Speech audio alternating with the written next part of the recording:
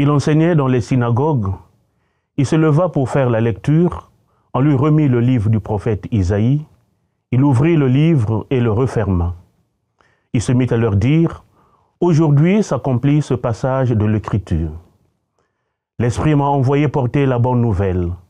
Cette parole est source de libération, de guérison, de bénédiction. Elle est véritable source de joie. » Nous avons bien compris, chers frères et sœurs, qu'il s'agit de Jésus-Christ, du livre de la parole de Dieu et de sa puissance qui retiennent notre attention dans l'évangile de ce jour. L'enseignement de Jésus, une parole prophétique, connaît toujours son accomplissement. Cette parole n'est pas sans effet. Elle agit sur les hommes et porte ses fruits. Lorsque nous s'agissons de lire la parole de Dieu, de l'écouter de tout notre cœur, de la méditer, elle nous réconforte.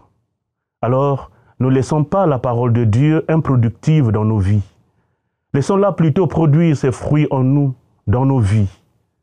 La joie de la nativité du Messie, la joie de Noël que nous avons partagée en famille, la joie de voir cette nouvelle année accordée par le Seigneur, ne la gardons pas pour nous. Laissons-nous animés par la puissance de l'Esprit du Seigneur, afin de répandre autour de nous la joie qui nous habite et de la partager avec les autres. Amen.